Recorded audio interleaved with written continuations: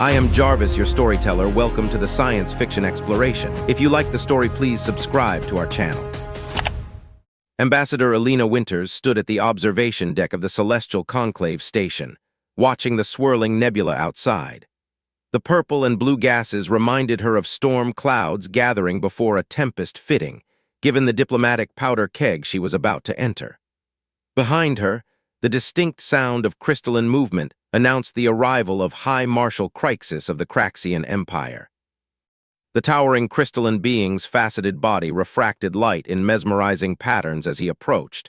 His voice resonated like wind through crystal caves. "Ambassador Winters, you waste your time. The Neo-Varans cannot be reasoned with. They are pure energy given consciousness, chaos incarnate." Alina turned, her dark eyes reflecting the starlight. "And yet here you are, Marshal, ready to sit at the same table with them." She gestured to the neighboring section of the observation deck, where Ambassador Helios of the Neo-Varan Collective hovered, a being of pure energy contained within an advanced environmental suit. The negotiations had been months in the making. Two species, locked in a war that had already consumed 3 star systems. The Craxians, with their crystalline technology and rigid hierarchical society, viewed the energy-based Neo-Varans as unstable threats to galactic order. The Neo-Varans, in turn, saw the Craxians as stagnant oppressors seeking to contain their natural evolution. "The only reason we agreed to these talks," Helios's voice crackled through his containment suit speakers, "is humanity's unexpected success rate in conflict resolution. Though I fail to see how such a young species can understand the complexities of our ancient dispute." Alina smiled diplomatically, but there was steel behind her eyes. Humanity had learned early in their galactic debut that being underestimated had its advantages. Sometimes fresh eyes see what ancient ones have become blind to. The main conference chamber was a marvel of engineering, designed to accommodate multiple species. The Craxian delegation glittered like a garden of crystal sculptures, while the Neo-Varan representatives pulsed with barely contained energy in their containment suits. Alina's human diplomatic team looked almost plain in comparison, but their presence carried a subtle weight that few in the galaxy had learned to recognize. As the initial presentations began, Alina noticed the subtle signs of tension. The way the Craxian crystals vibrated at frequencies just below harmonious resonance. The increasing intensity of the Neo-Varan's energy signatures. She had seen this pattern before, the prelude to violence. Her hand moved slightly, a nearly imperceptible gesture to her team. Lieutenant Marcus Rivera, her security chief, shifted his stance. Commander Jasmine Wang, her tactical advisor, accessed her datapad with practiced casualness. They had learned long ago that the best way to prevent violence was to be prepared for it. The first sign of trouble came during High Marshal Crixus's opening statement. The Neo-Varan Collective's expansion threatens the very fabric of civilized space, their chaotic nature. "Chaotic?" Ambassador Helios's containment suit flared with brilliant light. "Your empire's rigid control has stifled development in 3 sectors. You fear what you cannot crystallize and categorize." Alina watched as the energy readings in the room began to spike. The Craxians' crystalline bodies were vibrating at dangerous frequencies, and the Neo-Varan's containment suits were struggling to maintain stability. Most would have called for an immediate recess. Instead, she stood. "Interesting," her voice cut through the tension like a blade through silk. "You both speak of fear." The room fell silent. "The Craxians fear chaos because their entire civilization is built on structure. The Neo-Varans fear control because their very essence is freedom of movement and change. But neither of you seem to realize that fear is exactly what your true enemy wants." Both delegations turned to her, Crixus's crystalline form stilled. "Explain yourself, human." Alina moved to the center of the room, every step measured and confident. "In the past 3 months, there have been exactly 17 border incidents between your peoples, each one perfectly timed to disrupt any attempt at diplomatic contact. Each one striking at locations that would provoke the maximum response from both sides." She activated a holographic display showing a pattern of conflict zones. "This isn't random chaos or imperial aggression. These attacks are too precise, too calculated. Someone is orchestrating this war, and you're both playing into their hands. The room erupted in murmurs. Ambassador Helios's energy form fluctuated. You accuse us of being manipulated. I accuse you of being so focused on your ancient grudges that you've missed the predator stalking you both. Elena's eyes swept the room. Humanity learned something vital during our own violent history. Sometimes the greatest threat isn't your obvious enemy, but the one whispering hatred in your ear. The tension in the room shifted. It was no longer just about ancient rivalries. A new possibility had entered the equation, and with it, the first seeds of doubt about their conflict. Elena could see the calculations running behind Crixus's crystalline features, the fluctuations in Helios's energy patterns that indicated deep thought. But as she watched the delegates process this revelation, Elena felt a familiar tingle at the base of her skull, the instinct that had kept humanity alive through countless conflicts. Someone in this room was not who they appeared to be. The real game was just beginning, and humanity was ready to show the galaxy why they excelled at both peace and war. Lieutenant Marcus Rivera moved silently through the dimly lit maintenance corridors of the Celestial Conclave station. His footsteps, barely audible even in the empty passageway, carried him past humming power conduits and pulsing data nodes. Commander Wang's voice whispered in his earpiece. Energy fluctuations detected in Sector 7. Pattern matches neither Craxian nor Neovaran signatures. The discovery of an unknown energy signature during a high-stakes diplomatic summit was exactly the kind of detail that made Marcus's combat instincts sing. Humanity had learned to trust those instincts. They had kept their species alive long enough to reach the stars. Confirmed, he subvocalized. Moving to investigate. His hand brushed the compact multi-spectrum scanner disguised as a standard diplomatic security device. The aliens always underestimated human technology, expecting it to be as primitive as humanity's relative youth in the galactic community would suggest. Back in the main conference chamber, Ambassador Winters was keeping both delegations engaged in a detailed discussion about trade route regulations. Her voice carried through Marcus's comm link, providing background ambience as he worked. She was buying time, keeping attention focused away from whatever game was being played in the station's shadows. The scanner pulsed silently as Marcus approached a junction in the maintenance corridors. The energy signature was stronger here, but something about it felt wrong. It wasn't just unknown, it was actively trying to appear as background radiation. Someone was using sophisticated masking technology. Jasmine, he whispered into his comm, are you seeing this? The signature's mimicking standard power emissions, but the harmonic pattern is off. Commander Wang's response was immediate. Running it through our database now? Wait, Marcus, that's impossible. The pattern matches classified files from the Arcturus incident. Marcus's blood ran cold. The Arcturus incident had been humanity's first encounter with true technological warfare, an event that remained heavily classified. The fact that its signature was appearing here during these negotiations was no coincidence. A subtle vibration through the deck plating caught his attention. Years of combat experience had taught him to recognize the difference between normal station operations and something more sinister. This felt like the prelude to sabotage. Elena, he spoke quietly but urgently into his comm, we may have a situation developing. Recommend initiating Protocol 7. In the conference chamber, Ambassador Winters didn't break stride in her discussion about trade regulations, but her right hand tapped twice on the table acknowledgement received. Protocol 7 was one of many contingencies humanity had developed, a subtle repositioning of personnel that would look like standard diplomatic procedure while preparing for potential combat. Marcus continued his investigation, moving deeper into the station's infrastructure. The energy signature was leading him toward the primary power distribution hub, a critical system that regulated power flow to life support, artificial gravity, and the containment fields that kept the Neovaran delegates stable. Commander Wang's voice came through again. Marcus, I've cross-referenced the station's crew manifests with our intelligence database. 3 maintenance workers added to the roster within the last week show irregularities in their documentation. Very good forgeries, but they missed our latest authentication protocols. Location, Marcus asked, already knowing the answer. Primary power distribution hub. Their shift started 10 minutes ago. Marcus moved faster now, but no less silently. The maintenance corridor opened into a larger junction, and he could hear voices ahead, speaking in what seemed like standard galactic common, but with subtle subharmonics that his enhanced hearing could detect.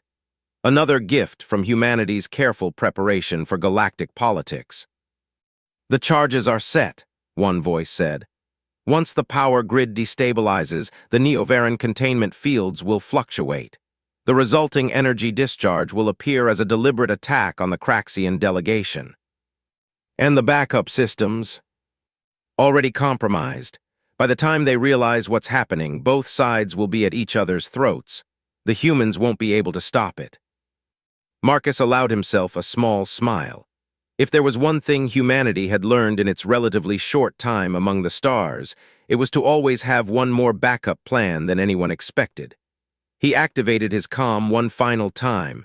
"Jasmine, execute Phantom Protocol." Throughout the station, microscopic nanites that had been seeded through the ventilation system months ago during routine maintenance came to life.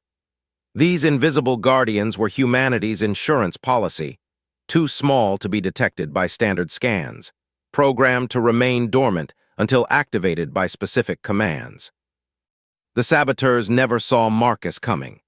Their sophisticated technology, their careful planning, their assumption of superiority, none of it prepared them for the silent efficiency of a human predator who had spent years perfecting the art of close-quarters combat.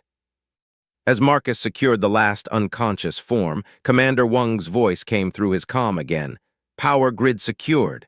Nanites have isolated and contained all explosive devices. Should I inform the ambassador?" "Not yet," Marcus replied, examining one of the saboteurs' devices.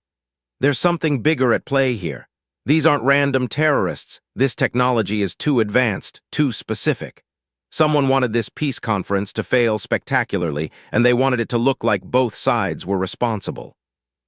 He activated his scanner again, this time focusing on the unconscious saboteurs themselves. What he found made him pause. "Jasmine, are you seeing these bio-readings? They're showing signatures from both Craxian and Neovaran DNA, but it's been artificially combined. Someone's created hybrid agents specifically for this mission." In the conference chamber, Ambassador Winters continued her diplomatic dance, keeping the delegates engaged while her team worked. But now there was a new edge to her performance. She was no longer just maintaining peace. She was playing for time while humanity's true capabilities went to work in the shadows.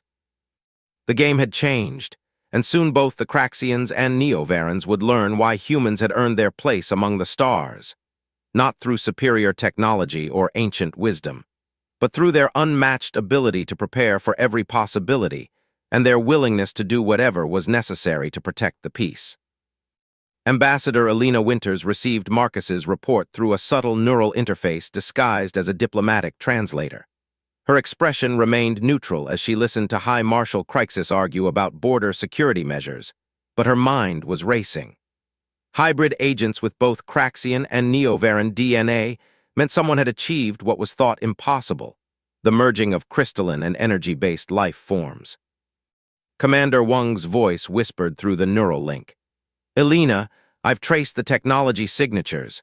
They match those from the Sigma Archery black market, the same weapons that showed up in 3 different border conflicts between the Craxians and Neovarans." Elena's fingers tapped a subtle pattern on her datapad acknowledgement and a request for more information. The pieces were starting to form a pattern, one that suggested a conspiracy far deeper than simple sabotage. The diplomatic chamber's atmosphere had grown increasingly tense over the past hour. Elena could see the slight crystalline fractures forming in the Craxian delegates' outer layers, a sign of stress. The Neovaran representatives' containment suits pulsed with barely contained energy. Both sides could sense something was wrong, even if they didn't know what. That's when the first explosion hit. The blast came from the level below, powerful enough to shake the entire chamber.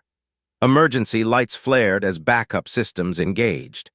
Elena was moving before the shock wave finished rippling through the station, her diplomatic robes concealing the fact that she was wearing advanced combat gear underneath.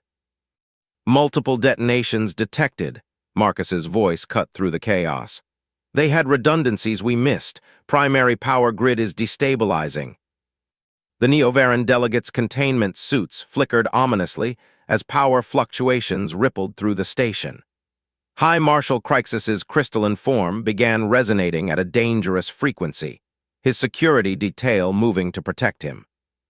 "The humans," one of the Craxian officers shouted. "They're behind this, look how prepared they are."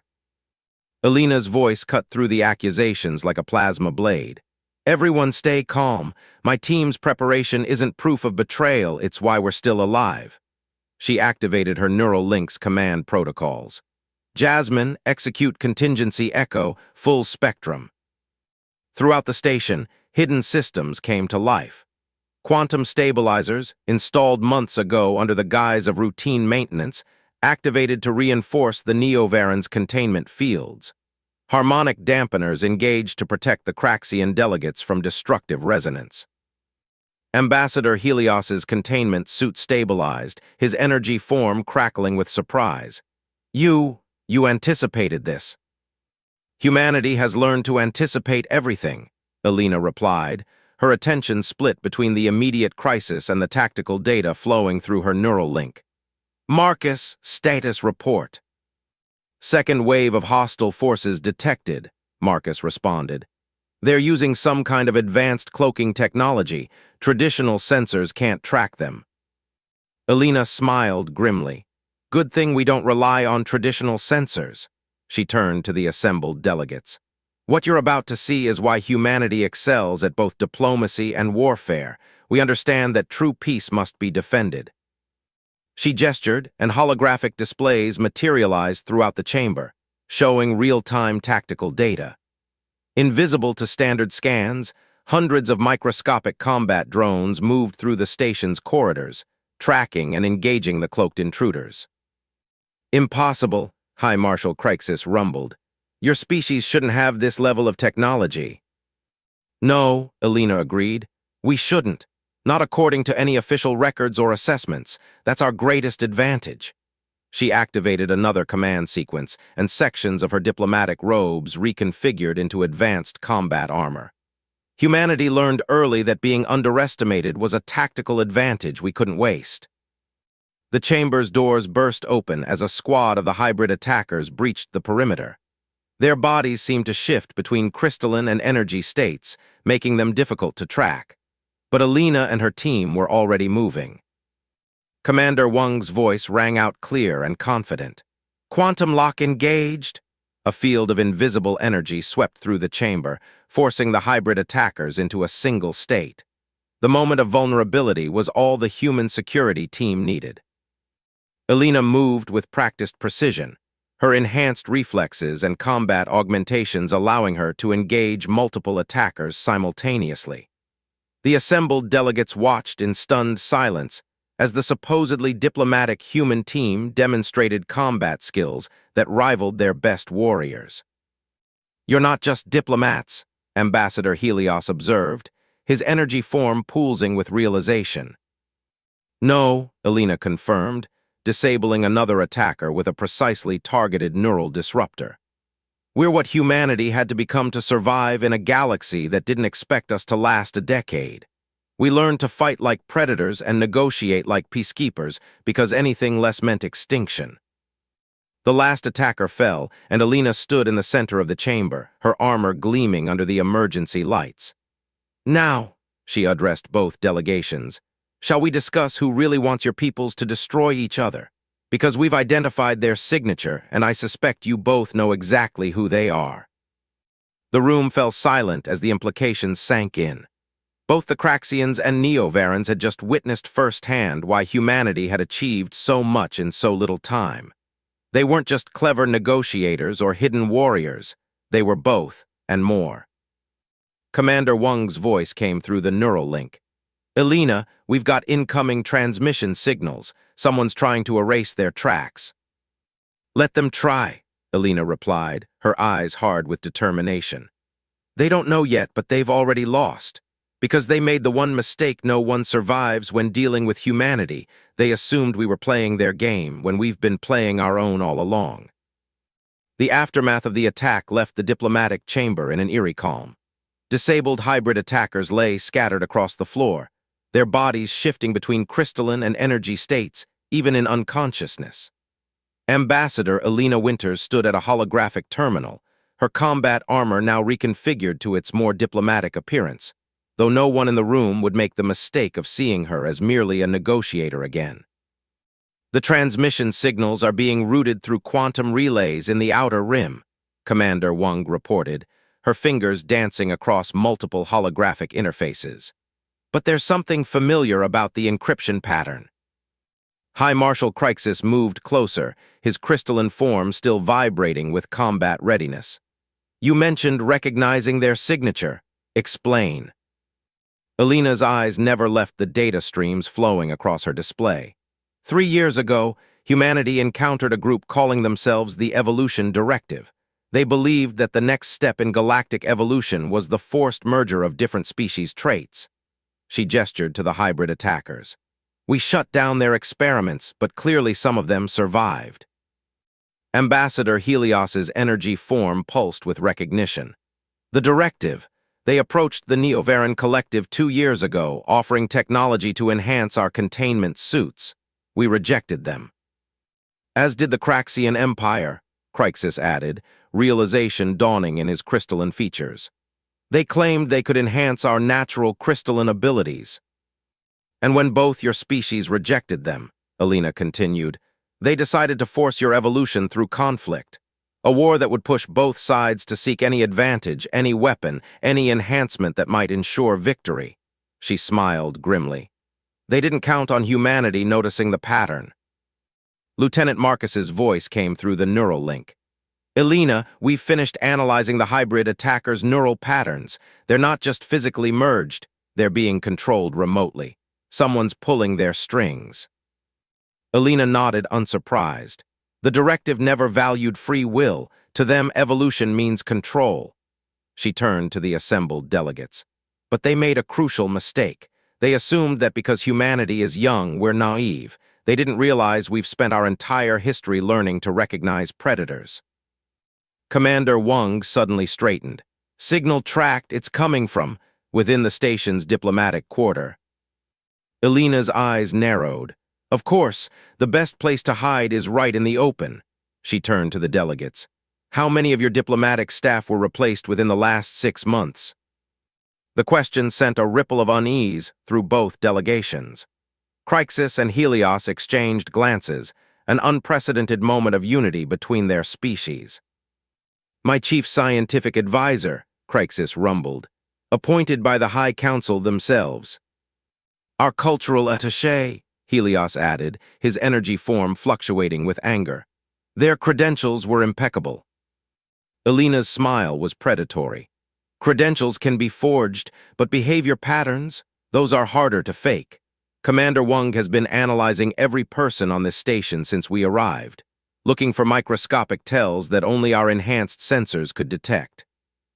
The holographic displays shifted, showing detailed behavioral analyses of various diplomatic staff members. Subtle patterns emerged, movements that weren't quite natural, reactions that came a fraction of a second too late or too early. 5 infiltrators, Commander Wang reported. 3 in the Craxian delegation, 2 in the Neovaran, all working together to push both sides toward war. But why? Ambassador Helios demanded. What could they gain from our destruction? Not destruction, Elena corrected. Transformation. They believe that under enough pressure your species would be forced to evolve, to adapt, to become something new. She gestured to the hybrid attackers. These were just their prototypes. They wanted to turn your entire civilizations into their evolutionary experiment. High Marshal Crixus's crystalline form hardened with rage. Where are these infiltrators now? Moving toward the station's quantum communications array, Marcus reported through the neural link. They know we've exposed them. They're trying to contact their main facility. Alina's expression turned fierce. No, they're doing exactly what we wanted them to do, she turned to the delegates. We've known about the infiltrators for weeks. We let them stay in place, let them think they were undetected, because they're going to lead us right to the heart of the evolution directive. The room fell silent as the implications sank in. The humans hadn't just been prepared for an attack. They had orchestrated this entire confrontation. You used us as bait, Helios observed, but there was no anger in his tone, only a growing respect.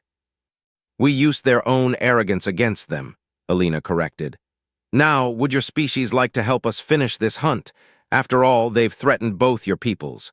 It seems only fair you get to help us end their experiments permanently. Crixus and Helios exchanged another look. In that moment, centuries of hostility between their species began to fade in the face of a common enemy, and a growing appreciation for humanity's particular brand of cunning. What do you need us to do? Crixus asked. Alina's smile was both diplomatic and dangerous. Show them why evolving through force was never going to work. True evolution comes from choice, from cooperation. And right now, 3 species working together are about to teach the evolution directive a lesson they'll never forget. The quantum communications array sat at the highest point of the celestial conclave station, its crystalline spires reaching toward the stars. Ambassador Alina Winters moved silently through the shadows, flanked by an unprecedented alliance.